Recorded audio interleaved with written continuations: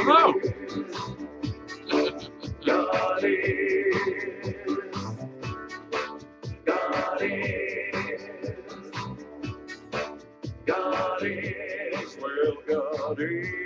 Hello, everyone, and welcome to the Mighty Companions. I'm Reverend Glen Ganaway, Integral Mentor, and I'm going to be your host today as we continue on through the text of A Course in Miracles. I know it's a big text.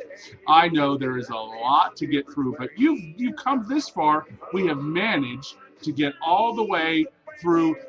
We are going to finish up chapter 26 today. Now, that only means we have 5 chapters to go.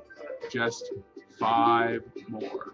Just 5 chapters, and we will complete the course, and we'll be able to move on to some meaning of words. We can move on to the Song of Prayer, and we can move on to talk about some of the big concepts of A Course in Miracles.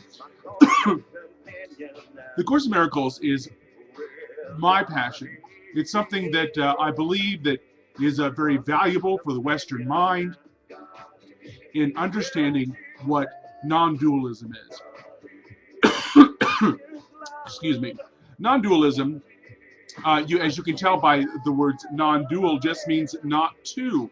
Now, every religion, and I call religion and spirituality technologies, each of these spiritual technologies have a way of discussing unity, have a way of discussing oneness. They say over and over and over again, and our spiritual leaders, your spiritual leader, I'm sure, can confirm this, that the problem or the essence of our struggle is that we don't understand that we're all one, that our problems, that our suffering is because we believe that we're separate from the world. We believe that we're separate from nature.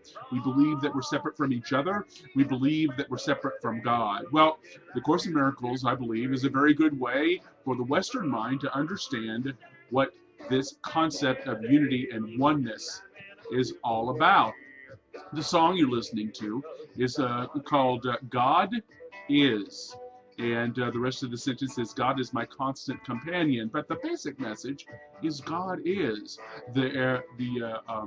Our Muslim friends would say, La ilaha illallahu. There is only God, and God is all there is. Well, the understanding in the Western culture is, I and my Father are one. And we are going to be talking about the end of the second half of chapter 26 today. Now, and that involves justice, I believe, is that what 26 is about. And it's called the transition, because if you've been following along with the Course in Miracles, especially on this series, you will have discovered that we are on the hero's journey. We are on this journey from discovering why we're not happy, looking for a teacher, finding our companions along the way, discovering who we are, and finding a way to give that back to the world. We discover our passions, we discover God's will for our lives, and we become energized to give ourselves back to the world that we inhabit. So, I'm an interfaith minister, so I'm going to be telling you about maybe different stories, or bringing you with different kind of technologies and stories about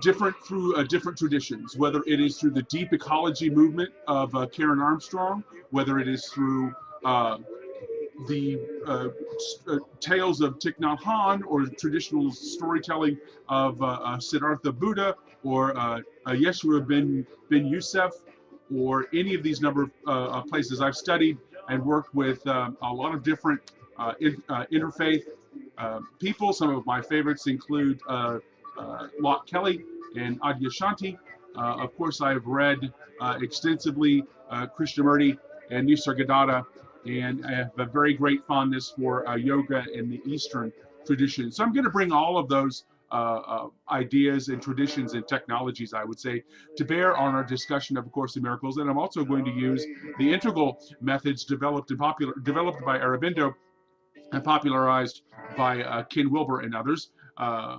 Michelle Bowens, and places them in action. It's very so. These are the ways in which the fruits of our labor can be seen. Because I don't know about you, but if I have received the voice from God, if I am excited and jazzed and passionate about something, I take action on it, and those actions have fruits in the world. Those actions actually produce results. Those results in the world can be seen in my own mental and interior health. They can be seen in the physical world as objects respond to my energy, as maybe I get healthier, or maybe I have a greater physical ability to experience reality, experience what's here. I take action and I create structures that bring about and support a greater peace in my relationships with others. So I'm going to use my integral training as a way for us to understand that we can affect the world because we are not separate from it. The world we're going to talk about today is a reflection of my interior beliefs and my interior understandings. How I experience the world is the result of my beliefs and my judgments. So if I'm able to release my judgment, if I'm able to release the value of my own opinion and my need for certain meanings to be comfortable for me, I'm actually able to experience in this body, amazingly miracle that it is, in this body, in this consciousness, in my awareness, what is actually there, what is actually the truth. I've had times when I've been good at this, and I have had times when I have been not so good at this. It is a practice. It is something that we go to every day. Do you have a practice? Is that something that you find valuable at all? I want to encourage you to fall in love with the tradition. The Dalai Lama, in one of his famous speeches in an American university, I believe it was, packed the whole place, and there was monks and it was incredible. And I think there was politicians and social activists and everybody involved. It's just packed house of this university, in which he asked these Americans, this is an American university, asked these Americans not to become Buddhists, not to shave their heads, not to wear orange or yellow or red, and not become Buddhists. He asked them to become good Christians or Muslims or heathen or pagan or whatever tradition they came from. He asked them to look and embody the best of their tradition and to embody the living tradition that they grew up in and that they were steeped in, instead of adopting a foreign one. Now, I thought that was a very, very interesting concept, because for a long time I have hopped around and looked at different philosophies, and it's kind of why I believe in interfaith. But what I do know is that these concepts of salvation and forgiveness, oneness, atonement, and the story, the hero's journey of Jesus, the hero's journey of Yeshua ben Yosef, is incredible. And that is actually the tradition that I was raised in. My mother says that she raised all of her children right, that they cut their teeth on the back pew of the First Baptist Church. That kind of means that I grew up in and fed off of the church and was developed inside a tradition. and maybe you were too. And I would encourage you that I am not, to understand that I am not offering you another tradition. I am offering you a way of understanding and applying your own tradition, and who you are and your own practice is where you will find these ideas. Now, the Course in Miracles, I believe, is a very good way of illuminating these truths. So I use the Course in Miracles like I would use a cookbook in which I would go to when I wanted to understand how to use couscous or what am I going to do with this bumper crop of tomatoes or zucchini? I need to figure out how to use all this that is suddenly in my life, and what am I going to do with these things in my life? I think the Course in Miracles is a very good place to start with that, and I'm so glad that you are here to share this passion with me. I want to tell you, we begin these teachings and begin these ideas with a basic understanding of what A Course in Miracles is, and this is what it says. This is A Course in Miracles. It's a required course.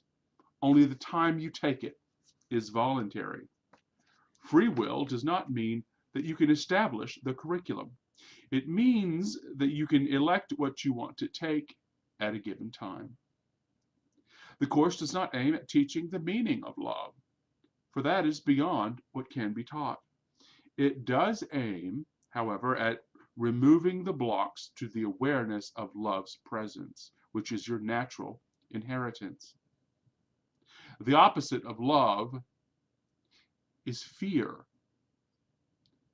But what is all-encompassing can have no opposite. This course can therefore be summed up in this way. Nothing real can be threatened. Nothing unreal exists. Herein lies the peace of God. So, if you have a tradition, if you have a practice, I would suggest, as would the Course, that the fruit of that tradition would be peace.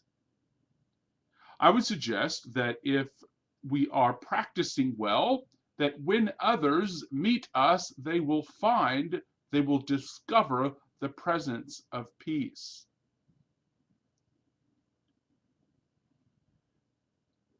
That is what I'm about. I think that we don't value or really understand peace a lot in the world right now. We call it many, many things.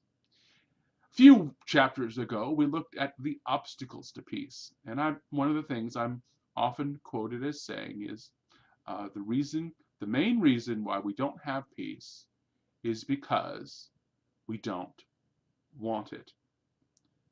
Now, we don't want it because we don't really understand what it is. We believe that peace is boring, or that peace means I have to give up excitement, or that peace means nothing is happening. I don't know about you, but think of this, see if this resonates with you. When we see children playing, even if they're violently throwing about their arms and rolling around on the floor and, giggling loudly, and they throw things, and we can see that there is peace there. Peace isn't just when the child is beautiful and sleeping and their eyes are closed and their tiny little hands are balled up. That's certainly peace.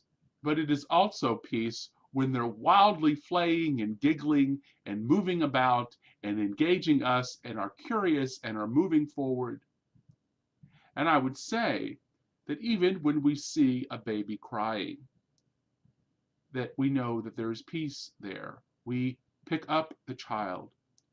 There is stress, and it calls and it strikes our hearts, and it calls for action from us, I hope.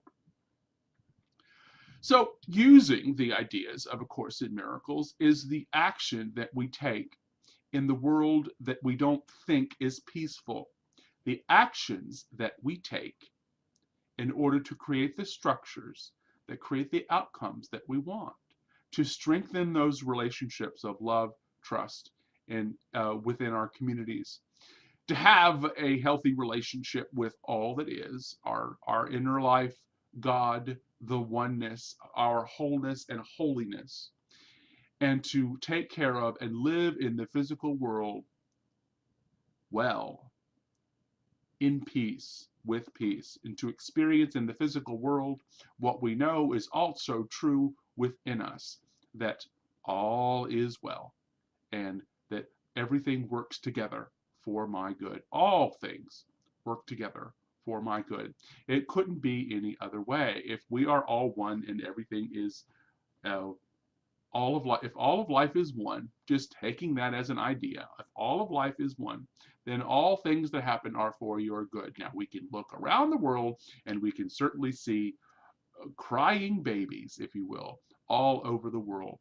But what they are doing is asking for comfort, asking for help, asking for us to be the peace that they cannot see, they cannot experience, the peace that is already here. And this is how the Course asks us to do it. We're going to be looking at the second half of chapter 26. But before we do, let's look at what the Course says about itself hermeneutically.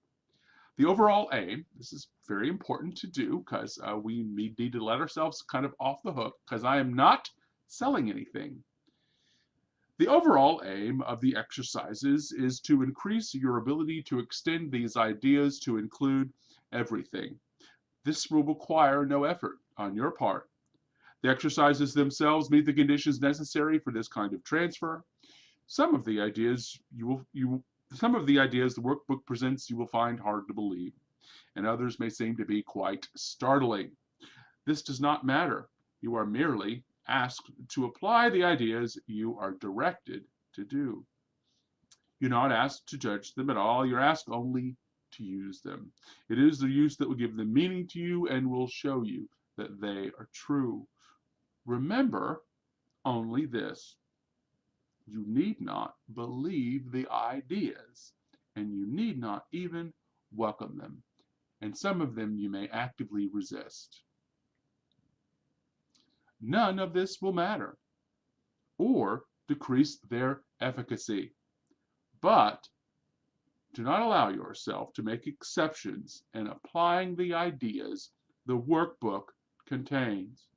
And whatever your reactions to the ideas may be, use them. Nothing more than that is required. Put these ideas to action in your life and find out for yourself what happens. And that is what we're going to work with. That is what I believe kind of growing up is all about. Growing up, maturing spiritually, becoming a responsible adult in which we take our place as teachers of God in the world. Now, you do teach. The Course says over and over again that you are always teaching. Do you know that? You are always teaching what you believe, and you are only ever experiencing what you believe.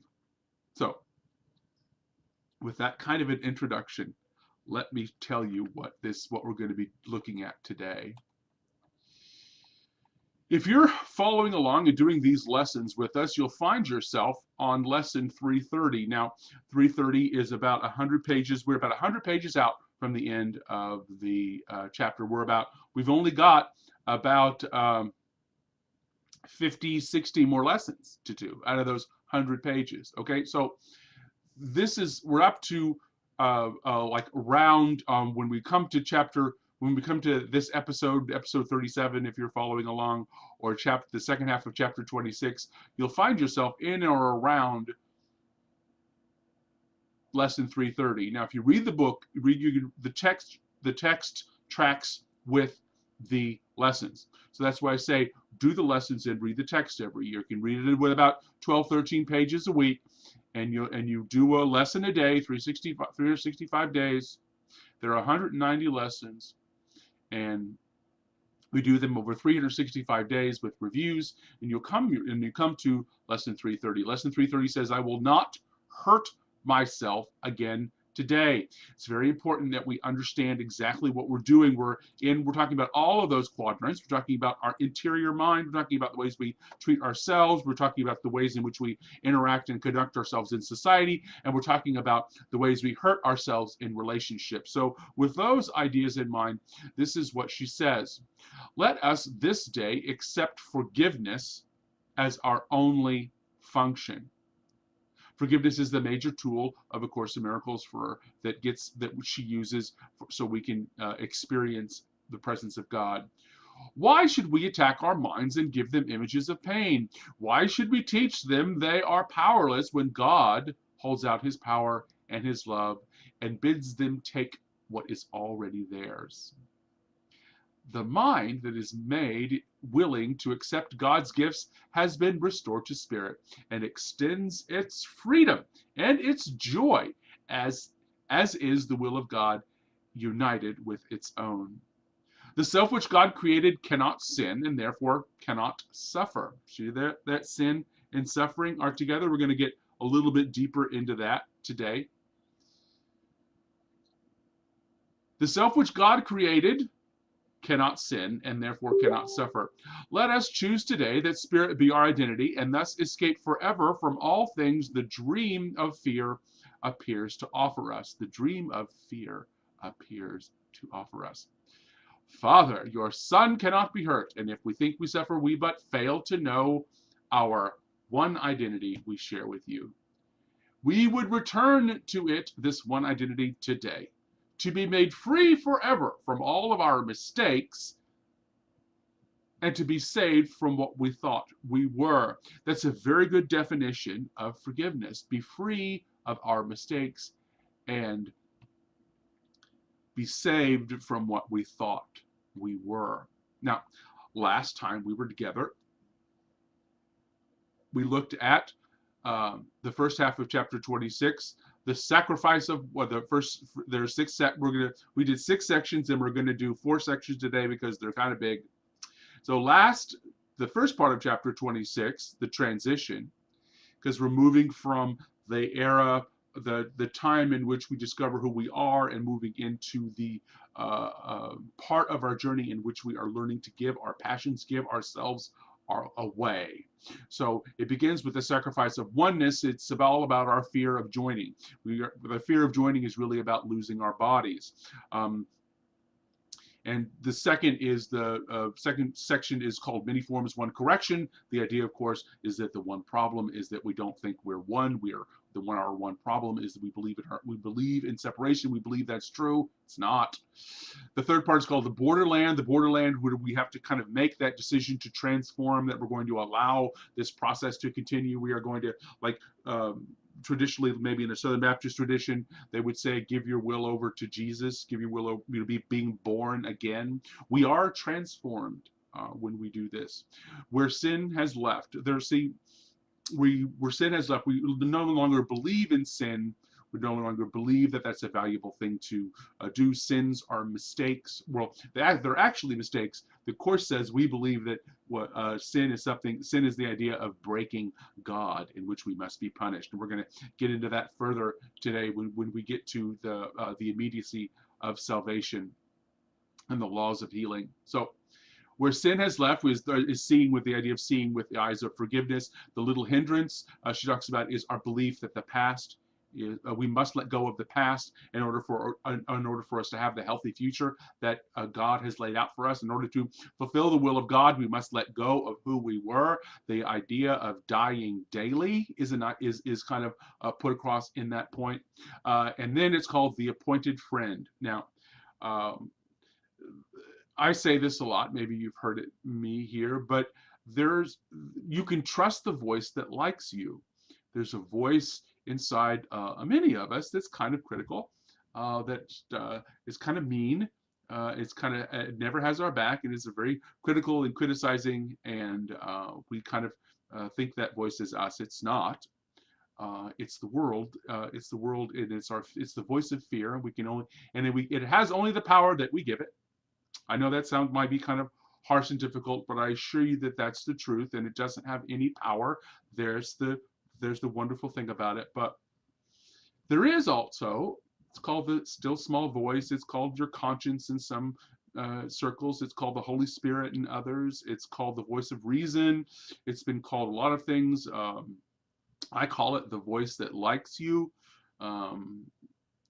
It's your friend, and it's reliable. And I would say that it is you. That the Glen, this Glen that is a dependent arising, has a beginning, a middle, and an end, a birth, a life, and a death. It's not that voice. That the voice is me living as Glen, as an expression of the oneness. But that's a little philosophical. So we're going to be looking at this week. We're going to be looking at section 7, 8, 9, and 10. Section 7 is the laws of healing, and there are 12 of them. So we're going to get right to work there. So this is a really good kind of review in the idea of the transition, to review where we have been. Now, that doesn't mean looking at the past. It means looking at what we know, looking at what we have learned. All those things are still true, and they are still still have value today because they are true. This 8 is called the immediacy of salvation, and 9 is for they have come. I'm not going to give you any hints about that because it's quite lovely. And 10 is our altar call. It's called the end of injustice. How about that? Did you think you were coming to the show today and we're going to leave with the knowledge that there is an end to injustice? Well, I'm going to offer you that. I'm going to offer that to you in about 20 minutes, okay? So if you're with me, you're still with me. We're still working here and making sure everything is moving right along. Welcome to My Passion, A Course in Miracles. We are looking at the second section of chapter 26. And when we finish, we'll be about 100 pages out from completing the text. So I hope you'll join me for the rest of this series. The section 7 is called the Laws of Healing, and I've counted them. There are 12. Like the 12 tribes of Israel. What are the odds? I assure you that just like Buddhism, the Course in Miracles loves lists and numbers. I think it's kind of cool. There are 5 laws of chaos. There are 7 laws of healing. There are 4 obstacles to peace. And there are 12 laws of healing. In 31 chapters, 669 pages. It's 12.8 pages a week.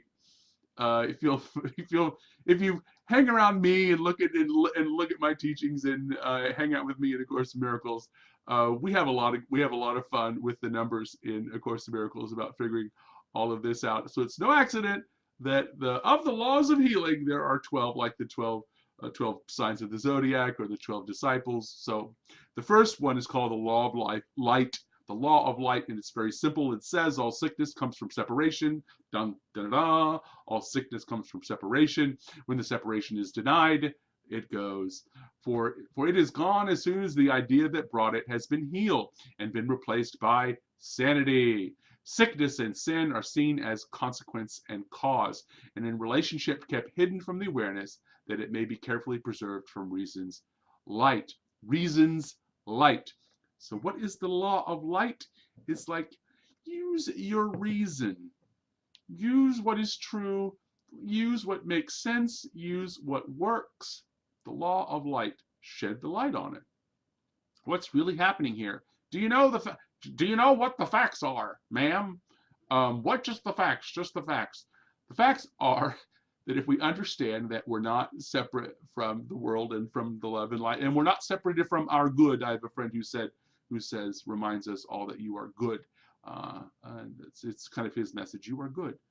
So understand the law of light is that you can look on what is true and correct the idea. The main idea is that we think that we're separate from the solution or what is good. It's not true.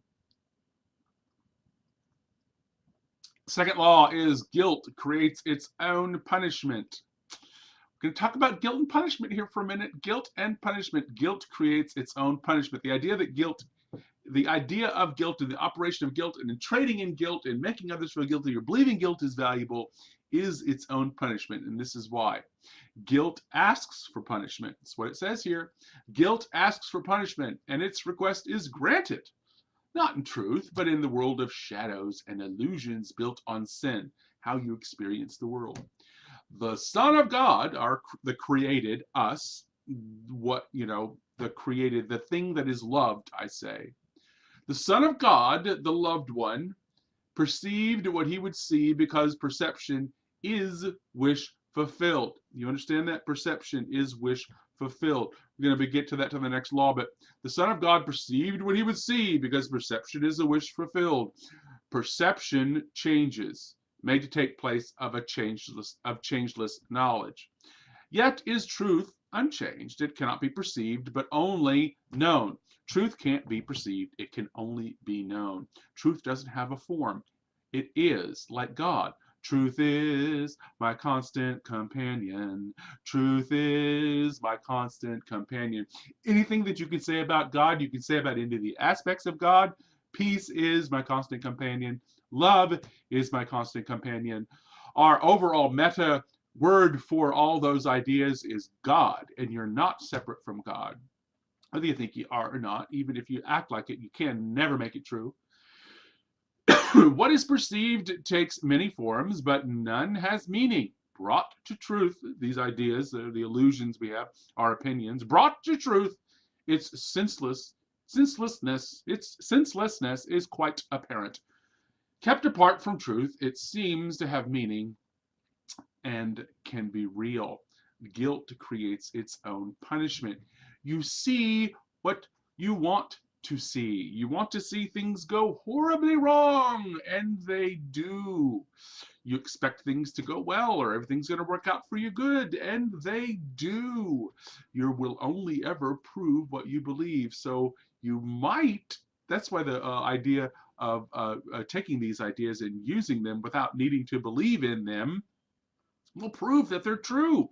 Because truth is reliable, and your changing opinions about the illusions in the world brought to light become obviously senseless, obviously meaningless. Meaning is something that God applies. It's not something that we apply. Meaning is something that we experience. We, in fact, are the meaning of God. It says that later in the course. We're skipping ahead a little bit. You are the meaning of God. What does God mean? You are God's means of loving. You are God's means to an end. And the end being more love and freedom and joy and justice and peace and the experience of all of that in greater and greater fashion and unlimited peace and joy and beauty. And wow, let's do that. So the first law, what's the first law? The law of light. There's no separation. Second law, guilt creates its own punishment. You see what, if you see things that see things are guilt, feeling guilty creates the desire to be punished. Feeling guilty creates the desire to be punished. So you look for ways to punish yourself and punish others. It's because of the law, and these are two really connected. It's called because of the third law, the law of projection. What is projected out and seems to be external to the mind is not outside at all, but an effect of what is in and not left at source. It says, perception's laws are the opposite to truth, and what is true of knowledge is not true of anything that's apart from it. What is true of knowledge is not true of anything that is apart from knowledge. Makes perfect sense. Reasonable. Yet has God given answer to the world of sickness, which applies to all its forms. God's answer is eternal, though it works in time where it is needed, right? Because you think you're in time. So God meets you where you are. God doesn't ask you to climb to heaven to get healed. She heals you where you are. Yet, because it is of God, the laws of time do not affect its workings. Of course, because God isn't in time. And she doesn't work in time. It is in this world and not a part of it, for it is real and dwells where all reality must be. Ideas leave not their source and their effects, but seem to be apart from them. Ideas are of the mind. So, what is projected out seems to be external to the mind. Seems to be like, all out here, what's happening? But it's not outside. It's an effect. What we experience in the world is an effect of what's in. It's an effect of what we believe. And it's not left the inside. It's not suddenly manifested out here and have its own agency. And, now we have to like track it down. And a friend of mine says, kill it. You must be destroyed. It doesn't, the correction, where does the correction need to happen? Within. How do we do that? By being deep inside of your practice. By studying and applying the spiritual technology that you're drawn to, no matter what it is. The work of St. Francis or Clara or Epicurus even. I mean, we could just go on, be a Stoic, be that, do that, and develop yourself. Develop your own spiritual understanding and practice. You will find these things to be true. She just spells them out really easily in A Course in Miracles. So, the projection, the law of projection. So, number 4 is some illusions are not more true than others. I love this one. This is the one that a lot of people have this is the one we forget. I think this is the one we forget the most. Okay. This is the one I think that we forget the most. Some illusions are not more true than others. Some illusions are not more true than others. I know we want some things to be more true than others, but this is what she says. It's important that one illusion be less amenable to truth than all the rest. I know, as I could say, it just can't change. I'm going to be, poor and miserable my whole life. It's going to be terrible because my life is to be terrible. That's not true. That illusion is not true. If its form, it can change. That's what form does. It's impossible that one illusion be less amenable to the truth than are the rest. But it is possible that some are given greater value and less willingly offered to the truth for healing and for help. No illusion has any truth in it. No illusion has any truth in it. A bad idea is still a bad idea. No illusion has any truth in it, yet it appears some are more true than others. Although this clearly makes no sense at all that a hierarchy of illusions can show is preference, not reality. All a hierarchy of illusions can show is preference, not reality. What relevance has preference for the truth? What relevance has preference for the truth? Illusions are illusions and are false. Your preference gives them no reality at all. Just because you want them doesn't make it so. Not one is true in any way, and all must yield with equal ease to what God gave as answer to them all. God's will is one. Isn't that comforting? That you and I actually aren't in conflict. We won't ever be in conflict if we're actually doing God's will, because God's will is like this one thing. And any wish that seems to go against God's will has no foundation in truth. So you might not even need to worry about these people that you think are opposing you. These people that are opposing me, the people that I think are making my life difficult, I don't really need to worry about them. What I do need to worry about is applying my passion to the world. What I do need to make sure of is that I apply the truth. I apply these lessons, like the opening says, to everything. Do not, do not make exceptions in the way you apply the ideas. You are directed to do. Remember only this. You need not believe the ideas. You need not even welcome them. And some of them you may actively resist. None of this will matter or decrease their efficacy. But do not apply, just apply them to everything. These ideas, one illusion is not more true than others. I think this is one of the most difficult ones that we will apply. We think that some problems are more intractable than others. They're not. The economy isn't a greater problem than fixing a bug in manifestation on a tomato plant. There aren't hierarchies of illusion. But you can apply some of these other ideas, like the law of projection and the law of guilt and the law of light, and understand that what we must do is change our minds. What we must do is act upon beliefs that are true. Okay, that moves us directly to the fifth one, and got 20 minutes to go here. The fifth law is to sin is impossible. I know this is a difficult concept for many of us, but sin is impossible. And this is the way the Course in Miracles differs from Christianity. I tell people all the time, uses Christian terms, but in the strictest sense, it's not Christian. It is Western, it is not Christian in the capital C word. Now, I would say it's Christ-like. I would say in the meta ideas, it is Christian, but in the strict way that churches and organizations differentiate themselves along lines of doctrine, the Course in Miracles is not a Christian tradition. Sin is not error, for it goes beyond correction to impossibility. Yet the belief that it is real has made some errors seem forever past the hope of healing and the lasting grounds for hell. If this were so, would heaven be opposed to its own opposite, as real as it is? Then would God's will be split in two, and all creation be subjected to the laws of two opposing powers, until God becomes impatient, splits the world apart, and relegates attack unto himself. Thus has he lost his mind. Proclaiming sin has taken his reality from him, and brought his love at last to vengeance heels.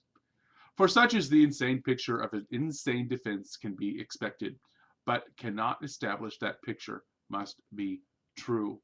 God isn't split in two. God didn't, according to the Course, God did not create sin to be in opposition to him. There is no opposition to God. God doesn't have to fight for your soul. Number six,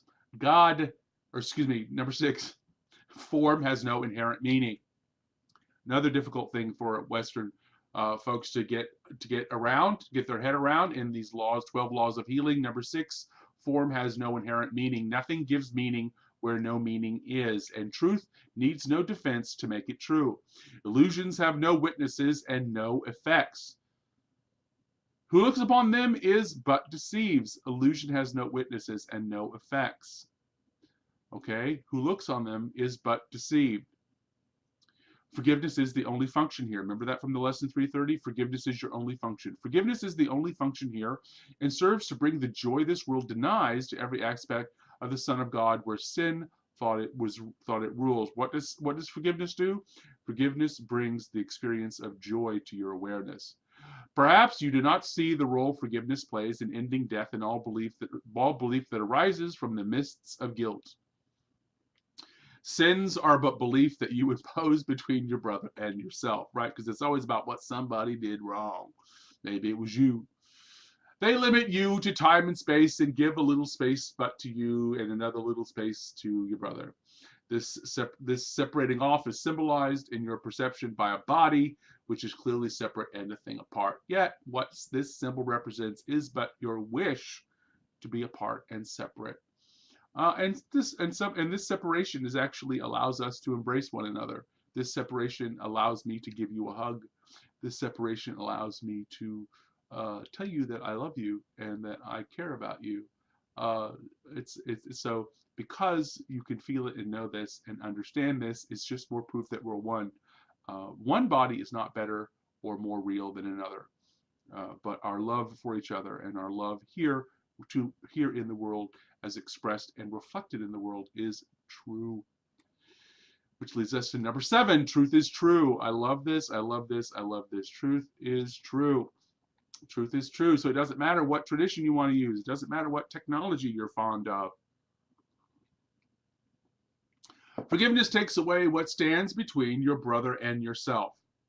It is the wish that you be joined with him and not apart. We call it a wish because it still conceives of other choices and yet has not reached beyond the world of choice entirely. That comes later in the book. It is this wish, is this wish in line with heaven's state and not in opposition to God's will. Although it falls far short of giving you your full inheritance, it does remove the obstacles that you have placed between heaven where you are and the recognition of where and what you are. Yes, love's inheritance. I'll take that. Facts are unchanged. Facts are unchanged. Yet facts can be denied and thus unknown. We see that in our politics all the time. Yet facts can be denied and thus be unknown, although they are known, therefore they were denied. Have to be known before they can be denied. What is forgiveness but a willingness that truth be true? There's the definition of forgiveness. I heard one from Marianne Williamson's the other week. She goes, it's the forgiveness for her. She defined it as the belief that love will prevail. I'd like to think forgiveness as the willingness that truth is true. What can remain unhealed and broken from unity, which holds all things within itself? That right, God within itself. There is no sin. And every miracle is possible. And every miracle is possible the instant that the Son of God perceives his wishes and the will of God are one. So know that God's wishes and the will of God are one. Why is that? Because truth is truth. What is the truth that operates on? That we are all one and that God's will is one. Why is that? Because we're not separate from each other. We're not separate, right? Because form doesn't have inherent meaning. What we are is not these forms. We don't, and in order to have sin, you need to have form, and these forms aren't real. Sin isn't real. The action that one illusion takes upon another isn't real, and it doesn't rise to your level, to the level of meaning. We must use the tools of forgiveness, in which the knowledge that all is well, that truth, that love prevails, that we can look at the world differently and understand a different perspective and have a different outcome. If we understand and practice forgiveness, then the underlying peace and joy that are already here becomes available for our experience. And we do all of this and get it all wrong through the law of projection. Now, the law of that little review brings us to the last questions, or the last four laws here. The eighth is the law of wholeness, which I've just summarized, but this is what the Course says. What's the will of God? He wills his Son have everything, right? And we do. If the Son is one with the Father, God has given him everything. Do you believe that you have everything that you need? It's really important. God has given you everything that you need for you to accomplish what you are here, what this is all about, what this form is going to be doing, and having fun and embracing others. And this he granted when he created him as everything. It's impossible that anything be lost if what you have is what you are, right? Having is being. That's the first step of awakening. Having is being. Being is having. This is the miracle in which the creation became your function, sharing it with God. It is not understood apart from him and therefore has no meaning in the world. Here does the Son of God ask not too much, but far too little, like everything. He would sacrifice his own identity. My own identity. Would you sacrifice who you really are with everything to find a little treasure that's just yours? A little treasure all on your own, she says. And this he cannot do without the sense of isolation and loss and loneliness. This is the treasure he has sought to find. Wholeness, right? And he could only be afraid of it. Is fear a treasure? Can uncertainty be what you want? Is it a mistake about your will, about what you really are? So you're whole. The law of wholeness is calm down, or like we say, be calm, or stay calm and apply the Course of Miracles. Be calm and apply the lesson. Be calm and use these principles. Okay, so the ninth law is the law of cause and effect. Let us consider what error is. So it can be corrected, not projected. Sin is the belief. Attack can be projected outside the mind where the belief arose. Here is the firm conviction that ideas can leave their source made real and meaningful. And from this era does the world of sin and sacrifice arise. This world is an attempt to prove your innocence. See, it flips that idea on its head. This world is an attempt to prove your innocence while cherishing attack. Its failure lies in that you still feel guilty, though without understanding why. The effects are seen as separate from their source and seem to go beyond your control or to prevent. What can thus be apart can never join. You see, cause and effect are one. They're not the same. That's also it also could be said, means and ends cannot be separate. Cause and effect are one. What you believe you are, you do. What you believe the world is, you will act like it. Cause and effect are one. The idea of oneness, if you believe it, leaves not its source, and if you believe it, you'll act on it. And you'll act differently. I swear you will, if you really believe it. You can tell what you believe by watching what you do, watching what others do. We've known that for a long time, but do we really apply it? All right, we need to get through this. We're in the last 10 minutes of this show, and I'm running my mouth, and we need to get through this. So number 10 is loss is not possible. So if you have everything that you need, loss isn't possible. If you're the Son of God, loss isn't possible. The miracle is possible when cause and consequence are brought together, not kept separate. The healing of effect without cause can merely shift effects from other forms, and this is not release. God's Son could never be content with less than full salvation and the escape from guilt. For otherwise, he still demands what he must make some sacrifice, and thus denies that everything he is unlimited by loss of any kind. A tiny sacrifice is just the same in its effect as the whole idea of sacrifice. If loss in any form is possible, then God's Son is made incomplete and is not himself. Nor will he know himself, nor recognize his will. He has forsworn his Father and himself, and made them both his enemies in hate. Loss is not possible. You have and will remain to have everything you need to be happy, joyous, and free. You don't lose those abilities. They're not contained because they're not contained in form. Anyway. Number 11, the law of illusions. Illusions serve the purpose they were made to serve, and from their purpose they deserve whatever meaning they seem to have. God gave all illusions that were made from the purpose that would justify the miracle in whatever form they took. In every miracle, all healing lies, for God gave the answer to them all as one. And what is one with him must be the same. If you believe that what is the same is different, but deceive yourself. What God calls one will forever be one and not separate. His kingdom is united. Thus it was created, and thus it will ever be. No matter how bad you want things to be different, it won't be. And the final, number 12, is suffering, and it reaches this conclusion. And we come to number 12 with the understanding that suffering is a choice. I know this is can be a difficult thing, especially when we choose to suffer and we don't understand how that could possibly be.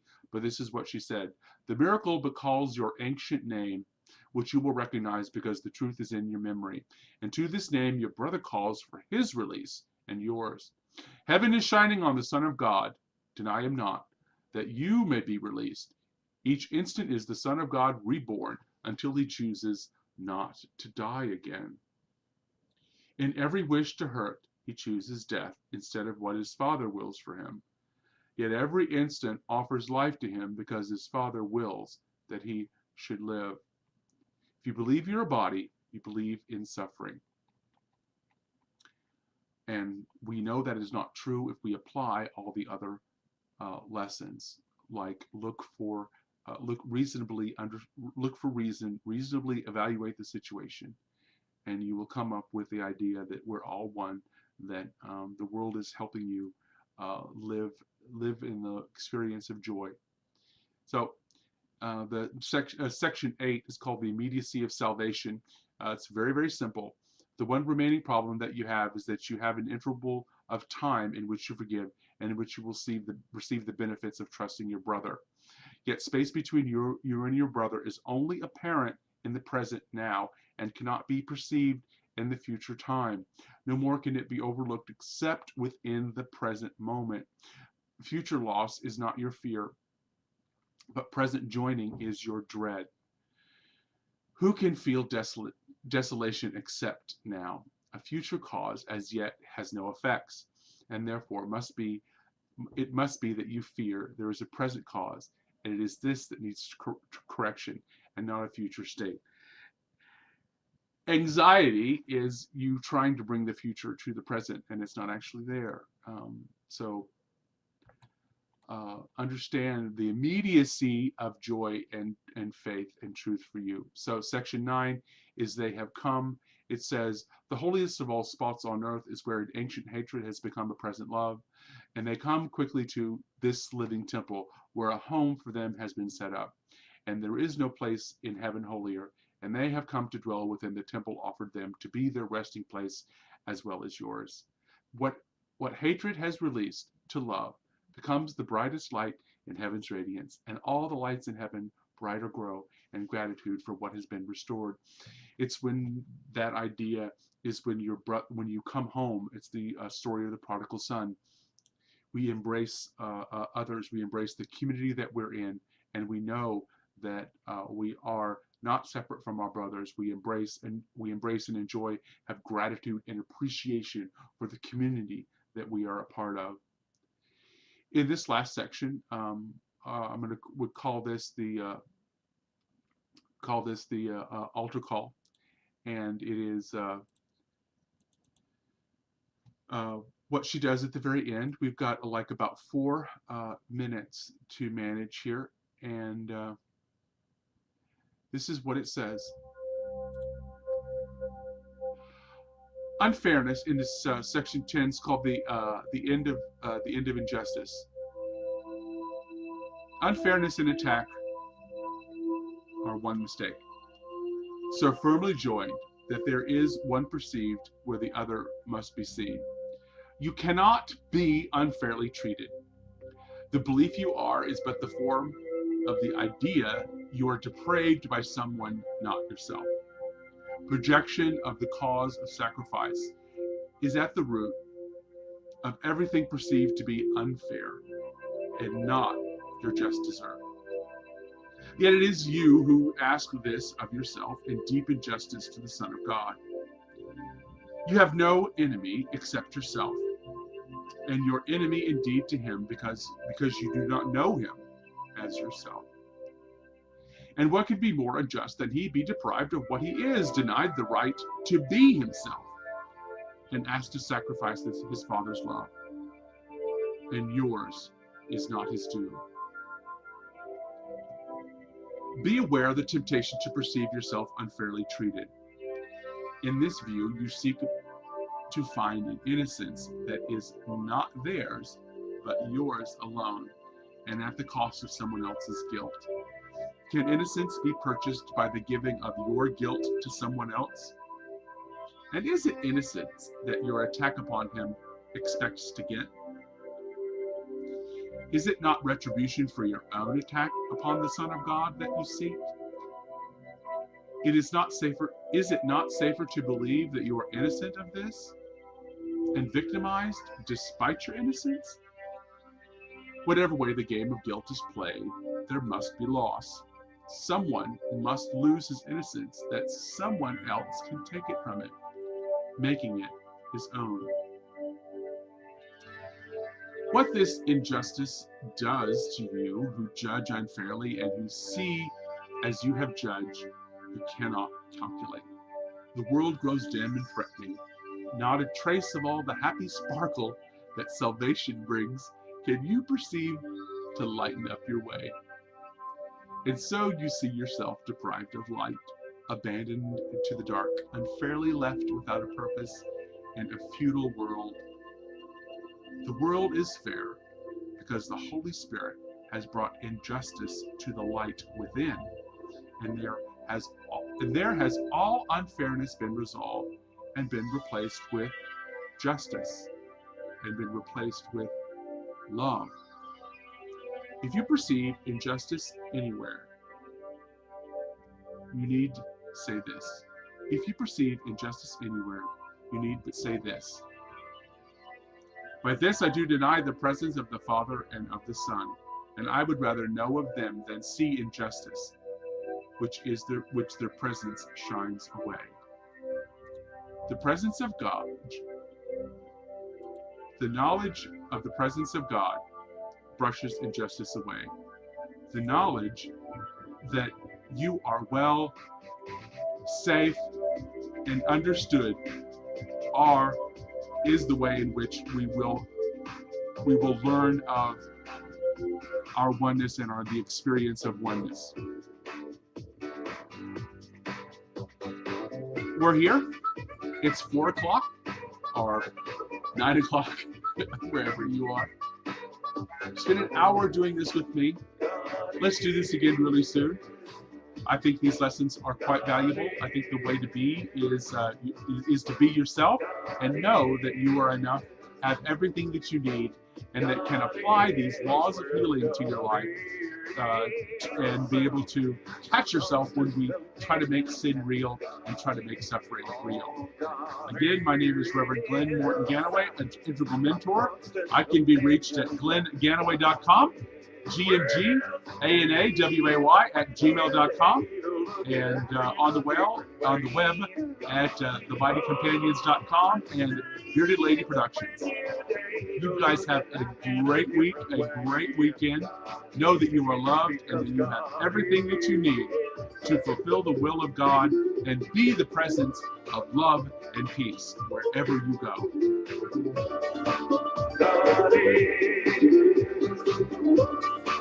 God is, well, God is my constant companion. God is, well, God is my constant companion. God is, well, I choose help. God is, I choose love. God is, I choose joy. I choose God, because God is worthy.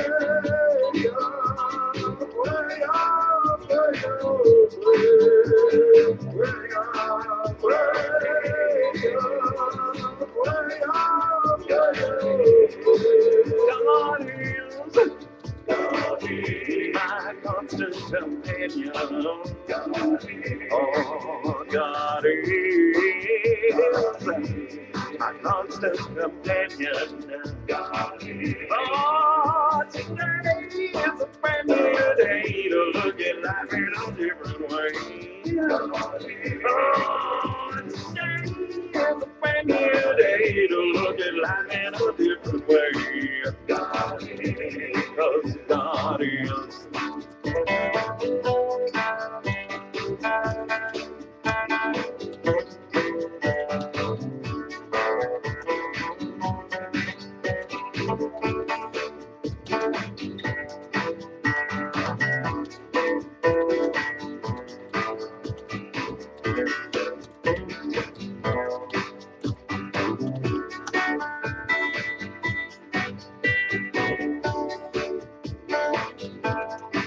God is my constant companion. God is, well, God is my constant companion. God is, well, I choose help. God is, I choose love. God is, I choose joy. I choose God, because God is.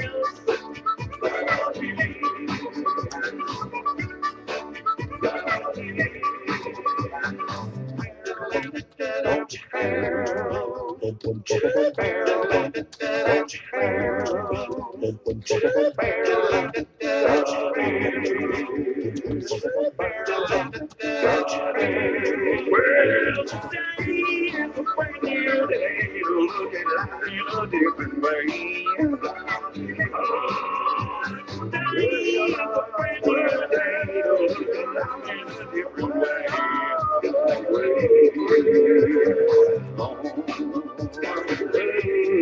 God is good. God is love. God is joy. God is peace. God is good. God is love. God is joy. Yeah, God is peace. Yeah. God is